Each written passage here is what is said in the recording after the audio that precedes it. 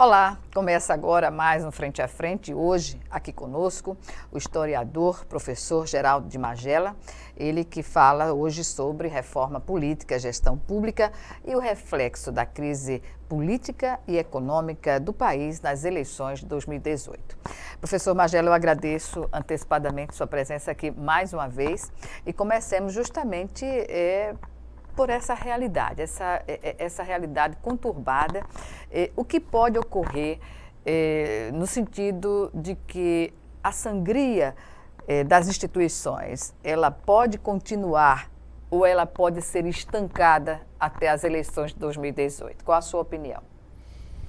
É difícil estancar, né? Porque essa hemorragia parece que não tem fim. A cada momento surgem novas denúncias, os processos se arrastam e essa série de processos que agora estão tendo maior visibilidade no sentido das denúncias e das condenações, pelo menos em primeira instância, no caso da Lava Jato, mas você tem dezenas de outras operações que em algum grau pega os políticos, empresários, deputados, senadores, governadores, em todas as áreas. Então, essa crise, ela é uma crise que ela não nasceu, ela não é recente, ela está agora num processo mais agudo, mas ela não é recente. E eu não acredito que ela estanque mais à frente, mesmo com novas eleições, com um novo presidente. Porque o que se evita discutir no Brasil, ou se deposita toda essa crise na questão política ou na questão econômica. A questão econômica, ela é um dado importante, significativo, mas por si só ela correria normalmente para uma solução. Não de imediato, mas a superação de uma crise como essa que nós estamos atravessando, que também não é recente, ela já vem há uns 3, 4 anos, ela precisaria ter um indicador de como o Brasil deveria sair da crise sem penalizar os que já estão penalizados. Mais de 14 milhões de brasileiros desempregados, os pobres. Então, a conta da crise não pode ser paga todas as vezes, ou pelo menos não devem ser pagas todas as vezes pelos pobres, e uma pelos crise assalariados. Cíclica no Brasil. Se repete, né?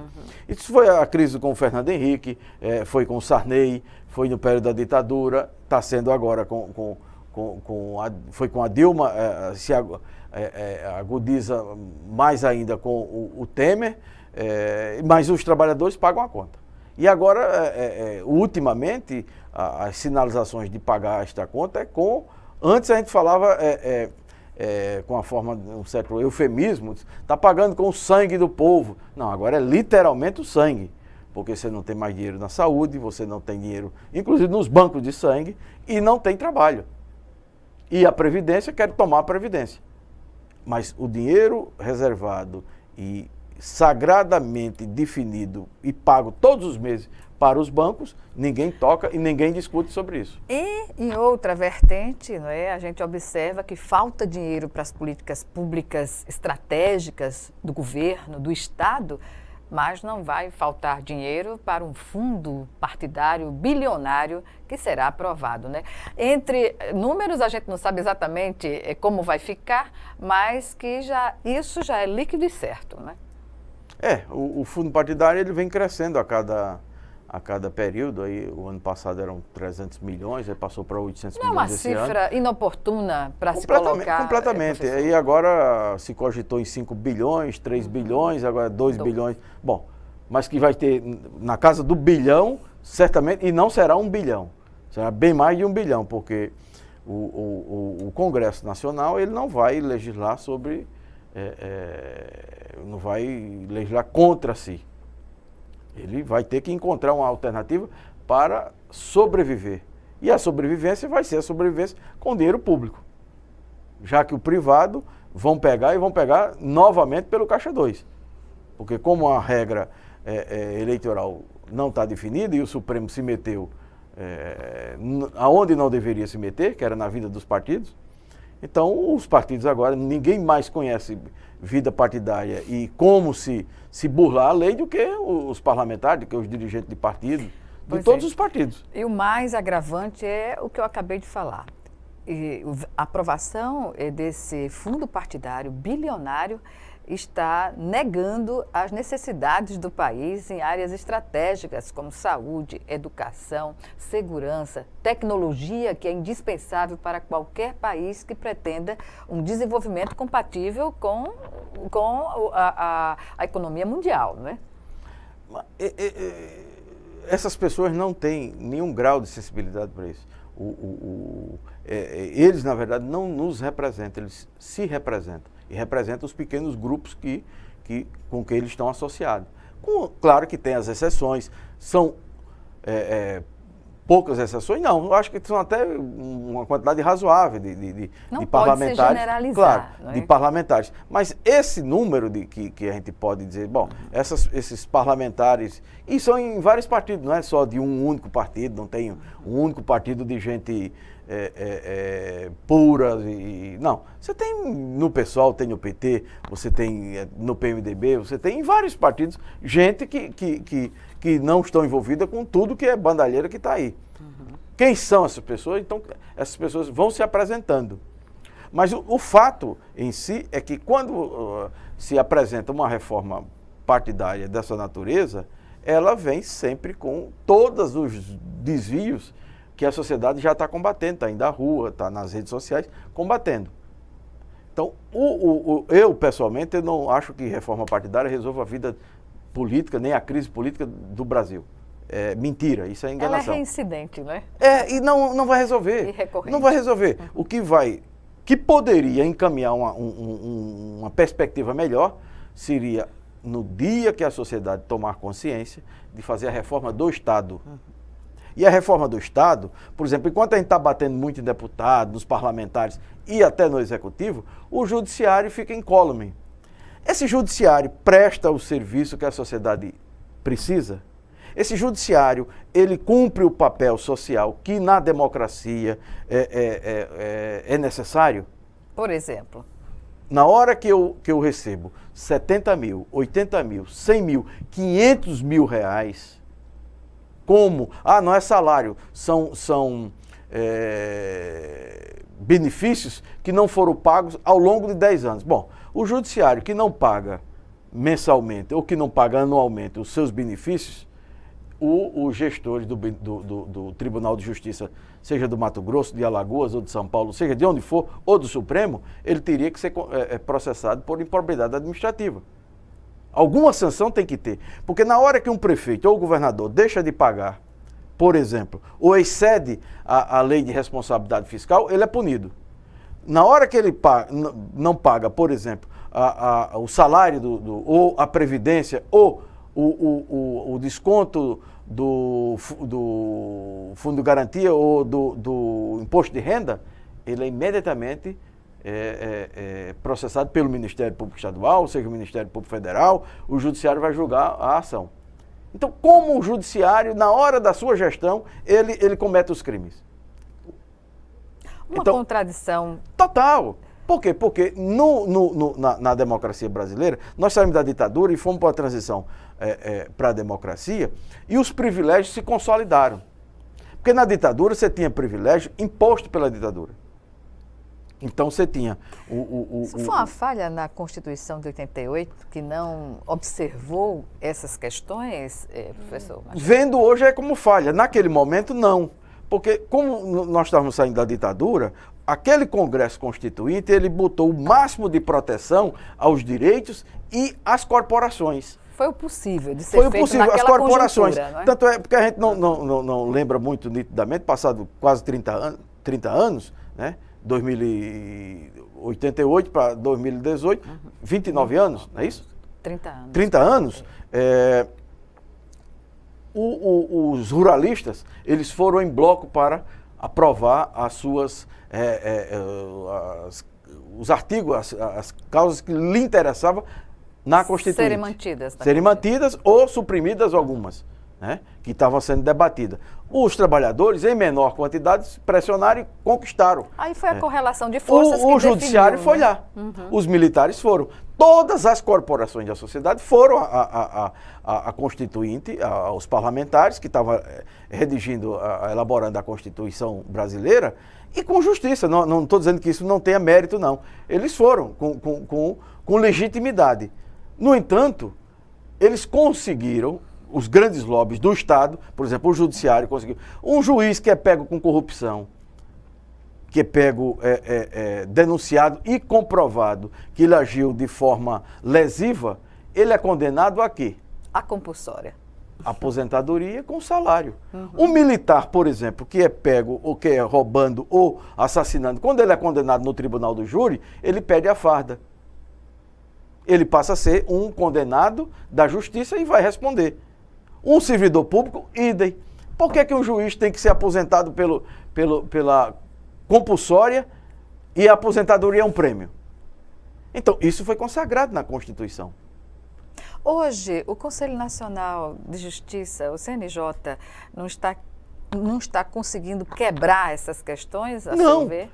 O CNJ avançou bastante, aí começa, o corpo é maior do que, e vai engolindo, né? E vão engolindo. Então você tem a atitude da presidenta, vai lá, ministra isso, ministra daquilo, etc. Tá bom. E daí? Nessa queda as de consequências braço, disso. Por quê? Porque o Conselho Nacional, que seria o controle externo, ele não tem um controle externo mesmo. Né? De fato. De fato. Então esse controle externo tem que ser exercido pela sociedade também. Mas como a sociedade vai se organizar em torno dessa questão? Com informação. Com debates. Com debate. Criando instrumentos. Com a publicização dos salários. Tudo. Então, na hora que nós colocamos na mídia que o juiz do interior do Mato Grosso ganha 500 mil, que um juiz do interior de Alagoas, ou que um desembargador de Alagoas, ou que um ministro do Supremo está com tal, porque está lá no site da transparência do poder, a ação que ele cometeu, o salário que ele recebeu, ou as gratificações que eles vêm recebendo. E nesse contexto, professor Magela, o fato, não é, de os integrantes do Poder Judiciário poder ter um benefício como auxílio educação, auxílio moradia, tudo isso na contrapartida que os trabalhadores em geral não têm. E muitos que estão na base da pirâmide. Eu tenho amigos que são do judiciário e eles são contra o Bolsa Família. Eles são contra o Bolsa Família. Eles acham que tem que punir mais os pobres. Os miseráveis têm que morrer mesmo. Agora, o sujeito recebe R$ 1.000 e tantos de vale-refeição, 4 mil, 5 mil reais de bolsa aluguel, e etc, etc. Então, quando você vai, o ex-presidente do Tribunal de Justiça de São Paulo, na TV Cultura, ele assumiu publicamente. Como é que um juiz tem que comprar ternos? Ele tem que vestir bem para ir para a audiência. Ele não pode ir toda hora para Miami. E quem é que vai toda hora para Miami comprar terno? Só os milionários. Só os milionários. Isso faz com que o Poder Judiciário no Brasil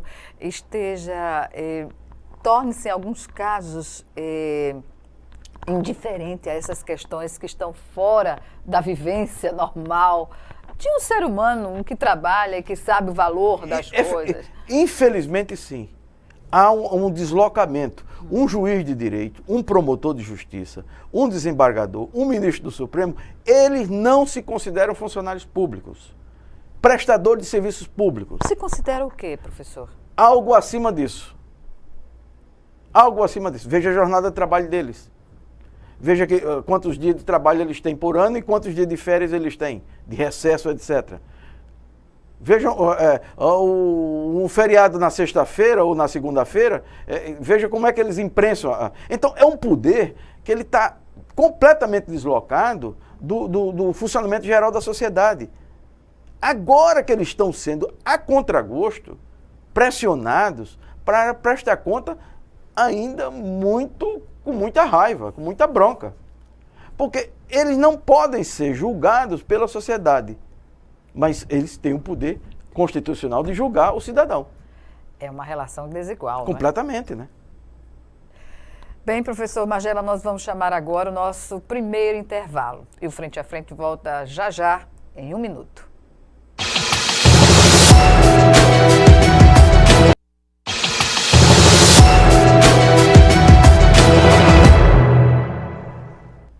Estamos de volta com Frente a Frente, que hoje recebe o professor historiador Geraldo de Magela. E o nosso assunto, reforma política, gestão pública e o reflexo da crise econômica e política do país nas eleições de 2018. E antes mesmo de falarmos sobre reforma política propriamente, o que está acontecendo no Congresso e que vai modificar a forma do processo eleitoral, professor, falemos sobre essa questão que o senhor tocou muito sutilmente no início do primeiro bloco, sobre não se preocupar o país de fazer inicialmente uma reforma política, mas de uma reforma do Estado. Isso significa, o senhor quer dizer que o modelo da gestão do Estado no Brasil, ele não corresponde às nossas necessidades? Exatamente. O Estado brasileiro, ele não representa o momento que nós estamos vivendo. A sociedade, os interesses da sociedade não se refletem nas ações do Estado. Veja na educação, veja na segurança pública, veja no judiciário, no Ministério Público, no Legislativo. Então, há uma total desconexão entre o mundo real e o Estado. Tanto por apropriação corporativas, o judiciário é clássico nisso, há uma verdadeira corporação. No legislativo e no judiciário, as corporações que dominam o Estado brasileiro nesses dois poderes estão sendo, pelo menos, reveladas em algumas dessas operações. Aí você vê as empreiteiras, você vê os bancos, os grandes conglomerados da construção, ou do medicamento, ou dos planos de saúde. Então, vão dominando o Estado por dentro. Na hora que eu nomeio o membro da Agência Nacional de Saúde, da Agência Nacional de Transporte, da Agência de aérea, etc., dessas agências que seriam as agências do Estado para regular as ações com as ações das concessões, por exemplo. Essa nomeação é feita pelo deputado, pelo senador, pelo governador, pelo presidente da República, com a anuência das corporações empresariais. Ficou evidente isso. O CAD, o que é o CAD? Na hora que o CAD decide administrativamente que o Banco Real deixa de pagar 25 bilhões de reais de uma dívida trabalhista e previdenciária, e sobretudo na área da Previdência, esse organismo do Estado brasileiro está dominado, e se provou que está dominado pelos bancos. Quando o sistema financeiro. O sistema financeiro. No caso específico, 25 bilhões foram uma franquia. Perdão de uma dívida. É uma franquia para o Itaú, que é um banco pobre, há de convir. Então, nós, como trabalhadores e contribuintes da Previdência Geral, do INSS, nós temos que bancar esse banco. Esse déficit nós temos também. que bancar a família Setúbal. Afinal de contas, os caras estão numa situação de penúria. Então, na hora que o Gerdau, na hora que as grandes corporações vão para lá e pleiteiam e recebem... A FIE. Então, recebem os perdões ou a anuência do que eles pleitearam era legal, e deixam de pagar ao Estado impostos, à Receita Federal, etc. Então, a prática da corrupção, esse domínio, não é só o ato da corrupção, é que esse domínio é o domínio do Estado. Então, esse prejuízo para a nação. Sobretudo para prejuízo total para a nação. Então, esse é o domínio, esse é o cancro da coisa. Não é um deputado, uma ação de um deputado específico, de um senador específico, de um governador específico. É que esse domínio, e o Odebrecht foi fantástico, o Emílio Odebrecht, quando ele definiu que, a partir de 72, eles começaram a operar dentro do Estado, operava antes, mas a operar dentro do Estado com as propinas. E foram aumentando e sofisticando, chegaram aonde chegou. Mas porque ele os falou grupos se multiplicaram, né? Claro, ele falou em 72, mas se ele recuar para 64, se ele recuar para 58, 59, quando estava sendo construído Brasília, as empreiteiras estavam dentro também. O modus operandi mudou, mas o sentido era o mesmo. O benefício era o mesmo, eles tinham o benefício. O Estado brasileiro estava na mão deles. Só que agora o Estado brasileiro depende das empresas. Pois é, aí me chama a atenção. Depende no sentido, depende no sentido que esses políticos são bancados, a grosso modo, por esse sistema. E quando vai reproduzindo nos municípios, nos estados, nas capitais, nas regiões metropolitanas, claro que são os grandes conglomerados. Mas essa prática vai reproduzindo até em menor município que você possa imaginar do Brasil. Nas proporções que o cada Estado um apresenta, né? E correlacionando essa questão, professor Magela, me lembra agora, e eu anotei aqui, umas observações feitas pela colunista Cora Ronay, que escreve, é colunista, articulista de O Globo, em que essa questão, o que acontece no país e que a população está dando de ombros, quer dizer, não está, ao que parece, se incomodando com a situação que se agravou, mas não se agravou do dia para a noite, né? Houve aí um tempo de sucessivas irregularidades e de comportamentos que indicavam isso. Por exemplo, e a impunidade, junto com as irregularidades, caminhando juntas, né, nesse processo. E só para citar, ela fala, as viagens alegres, né, do ex-governador Sérgio Cabral, a paixão do Lula pelos jatinhos, as comitivas imensas da Dilma se hospedando em hotéis de luxo, o aeroporto do Aécio Neves tão bem localizado e aqueles jantares do Eduardo Cunha dão, assim, um exemplo do que acontecia e ninguém se dava conta de que isso não era uma situação normal para o país, né, e para uma gestão do país. Porque os códigos morais e éticos, eles foram sendo rompidos paulatinamente. Né? Era normal você receber o chefe de Estado e oferecer isso, aquilo. Era normal você... Bom, aí também era normal você levar 150 pessoas numa comitiva presidencial para um país que não tinha grande importância. Quando você ia olhar, não, eram os deputados que estavam ali, então... Você foi trocando esse tipo de favor, etc. Faz sentido agora mesmo. Essas últimas viagens para a Rússia, para a China, a quantidade de parlamentares, a quantidade de ministros... A despesa disso. Inócua. Né? Do ponto de vista... Uma missão... Mas, veja só, do ponto de vista, quando você põe na ponta do lápis, não, você gastou, uma hipótese, R$1 milhão. Se isso fosse da representação do país, se significasse efetivamente representatividade dos interesses do Estado brasileiro ou do governo brasileiro com a China, ou com a Rússia, ou com a Noruega, não representa. Isso é mais uma fanfarronice de um fim de festa. Aí você pode dizer, mas esse governo está no fim de festa. Mas os outros que estavam começando a festa também fizeram isso. É uma forma de gozo, de regozijo, ou de orgasmo com o poder. Porque o ideal, já que a gente quer oportunidades de investimentos no nosso país, seria até convidar essas equipes, não é?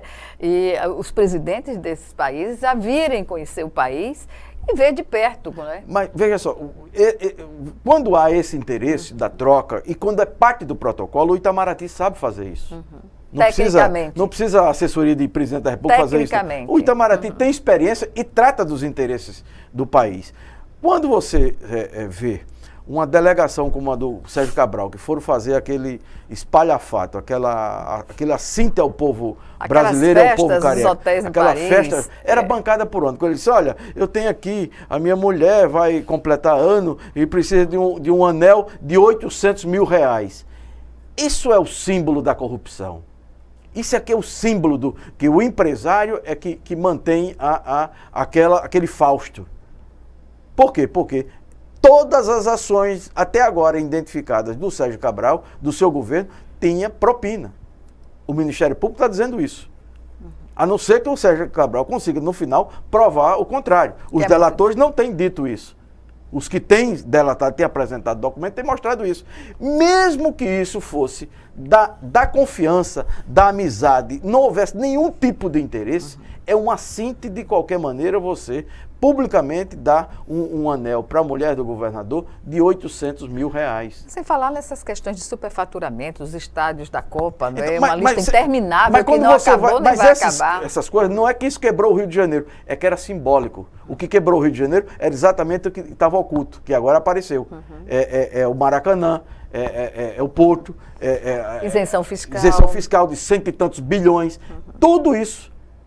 Toda essa coisa degenerada do Rio de Janeiro. O Rio de Janeiro é o exemplo da degeneração. Mas o Brasil tem vários laboratórios que você pode colocar como laboratórios da degeneração do setor público com o privado, dos políticos com os empresários. E quem sai perdendo é o Estado brasileiro e é a sociedade brasileira. Professor, o presidente Temer está no entendimento nacional para desempenhar, com o impeachment da ex-presidente Dilma, um processo de transição no país. Que seja para um novo sistema, como a reforma política está colocando aí, eleitoral, que pode levar a uma forma de governo diferenciada ou não, mas está aí para isso. Como o senhor observa a postura do presidente Temer nesse período? Porque o Congresso salvaguardou as acusações contra ele, né? Não existe, foi arquivado, não tem. Quando ele sair da presidência, ele pode responder pelas acusações. Mas o fato de o governo, por um decreto, pegar uma área da Amazônia legal, correspondente ao país, como a Dinamarca, e entregar uma mineradora estrangeira, tendo lá 2 reservas indígenas. Enfim, isso, do ponto de vista até internacional, para quem está fazendo uma viagem internacional, isso não é um contrassenso? A gente não pode chamar o Michel Temer de presidente do Brasil. O Michel Temer é um chefe de uma quadrilha. Se o Carlos Lacerda fosse vivo hoje, ele teria todos os dias grandes manchetes no jornal dele para tratar o governo do Temer. Então você não. O que a ditadura não conseguiu fazer, quando a ditadura permitiu que aquele bilionário americano, o Ludwig, comprasse aquela área imensa lá na região do Jari. Na década de 70. Na década de 70. A ditadura no auge, com crescimento econômico fantástico, etc. Aquele projeto Jari, que era o maior projeto naquela época, tinha uma série de contenções que a própria ditadura estabelecia. Agora não, é o ato do presidente da República, num decreto, que doa para mineradoras áreas fundamentais da riqueza nacional, onde tem minérios... Da reserva né?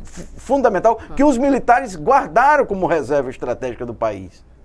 Então você encontra agora um sujeito que está no final de governo, um delinquente que está cheio de processo, que é pego, é o primeiro presidente da República pego efetivamente com falcatrua, com gravação, ele falando. Não é o delator falando, é ele falando e confirmando. E recebendo o delator em casa. A entourage do Michel Temer, toda ela está processada. Então, é essa figura que pega uma área do território e entrega para uma mineradora canadense, que aí vem todo o processo, que a mineração não é só o extração. A extração. Em Minas Gerais, a Samarco também era mineradora, é da Vale do Rio Doce, é uma multinacional. O que é que fizeram lá? O maior desastre ambiental do mundo não é notícia no Brasil. Acabou um rio, acabou uma área de praia fantástica lá do Espírito Santo, dizimou áreas inteiras da produção e da economia de Minas Gerais e do Espírito Santo. E o judiciário da região, o que é que deu? Extinguiu o processo. Extinguiu o processo. Ou seja, a Samarco vai continuar impune, as pessoas morreram, perderam os seus bens, quem que trabalhavam e viviam no seu sustento na margem do Rio Doce, e o país está nisso aí, é como se não tivesse acontecido nada. A reedição do decreto não minimiza, mas não extingue o risco que essas 2 aldeias, essas 5 unidades de conservação existentes naquela área, pode ocorrer um desastre semelhante, não é? Claro, e de maior proporção, porque você está dentro de um ecossistema diferente do Rio Doce. É completamente diferente, um desastre de grandes proporções nessa região lá da Amazônia, lá entre a Amazônia e o Amapá, se acontecer um desastre com mercúrio, com todos os produtos químicos que as mineradoras utilizam, né? Além da prostituição, da contaminação com as populações indígenas, tudo que já aconteceu com a Transamazônica, né? Que hoje não serve do principal capital que o Brasil tem, que é a biodiversidade, sendo entregue para a devastação. O capital do Brasil naquela região não é ouro, não é o nióbio, não é nada disso. É a biodiversidade da floresta. Que é importante não só para o Brasil, como para o mundo. Para o mundo, para a humanidade. Exatamente. Aquilo ali não é uma questão, nem essa maluquice, dizer, os Estados Unidos vai tomar conta da Amazônia, não sei quem vai tomar conta da Amazônia. Se o Brasil não tomar conta, e o Brasil não está tomando conta do que é seu, está entregando, então você não pode culpar o estrangeiro que ele está invadindo a Amazônia. Não, você está entregando, pô. Mas você está entregando por quê? Porque essas mineradoras e os bancos estão pedindo a fatura agora. Olha, nós garantimos grana para derrubar a Dilma, nós garantimos grana para a eleição, agora nós queremos a fatura. Pois é, ainda sobre essa fatura a gente vai falar no próximo bloco. Em 1 minuto, o Frente a Frente está de volta.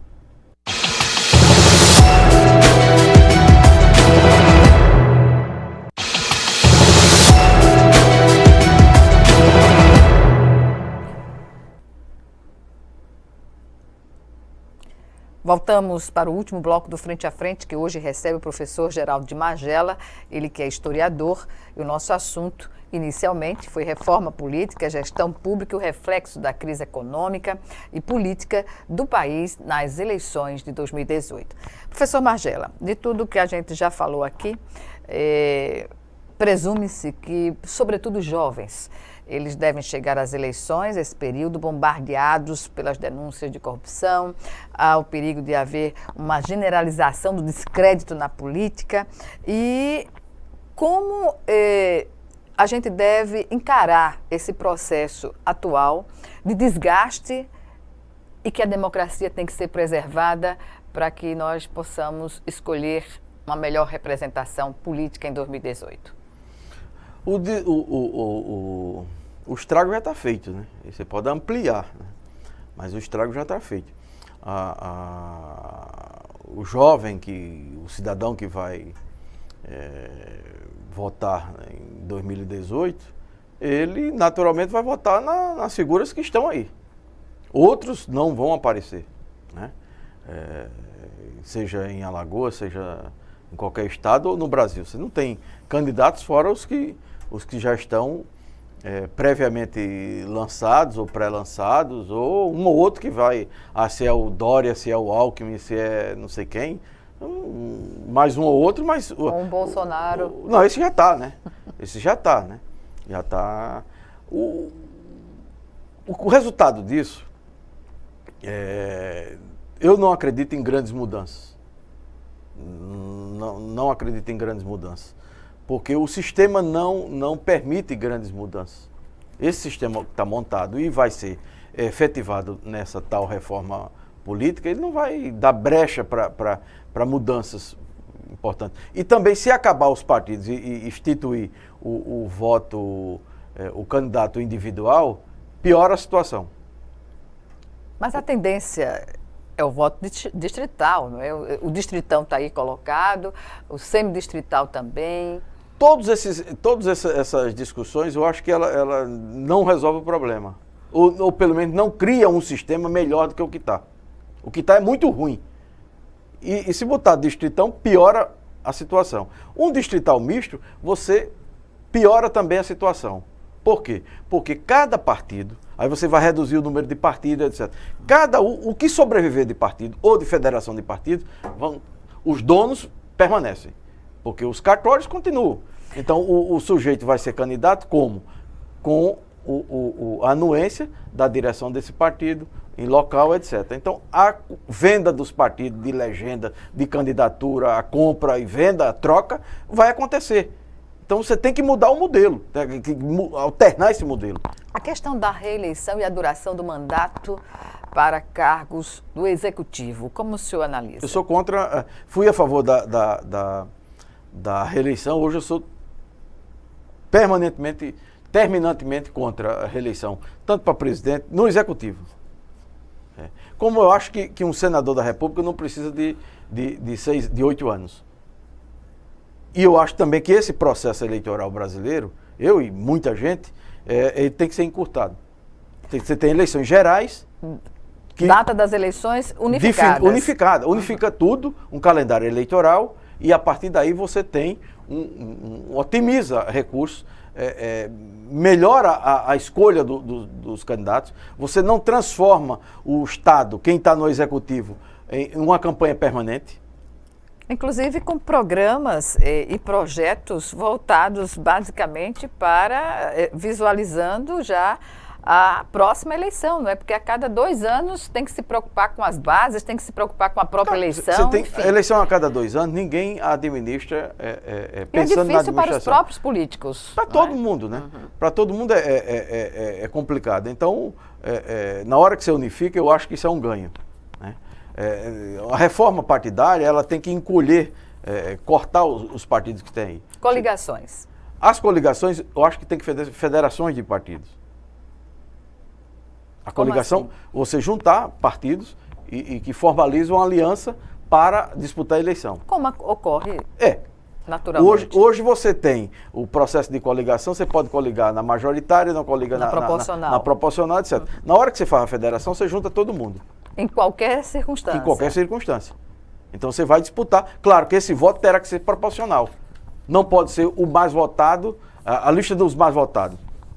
Porque essa lista dos mais votados exclui, ou seja, você pega o Tiririca, que é o exemplo clássico que todo mundo dá, mas você pode pegar qualquer outro, um jogador de futebol, ou artista de televisão, ou um escritor conhecido, bom, qualquer um músico, etc., colocou na coligação, e se for mesmo na federação, se não tiver a proporcionalidade, essa figura vai se destacar diante dos outros.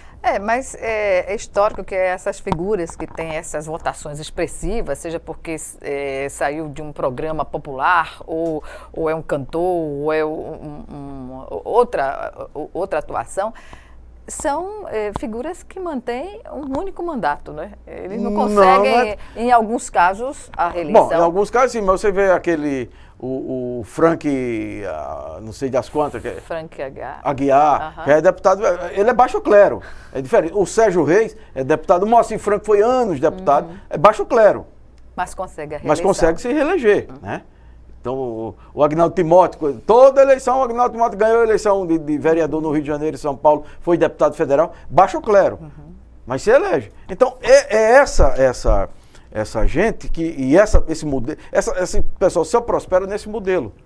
Então, como você estabelecer regras, mas quem que estabelece regras? O sistema. Os próprios deputados. Os próprios partidos. Que eles vão elaborar as leis.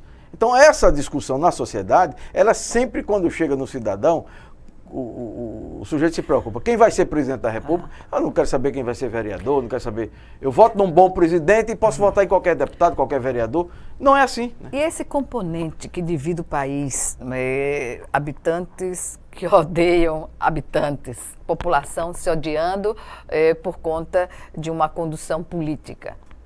Esse é o estágio que nós estamos vivendo, de ódio, né? Do estímulo ao ódio, né? Então você está encontrando um país dividido, desempregado, um país com crise, onde uma classe média ainda se mantém como classe média e o povão se ferrando.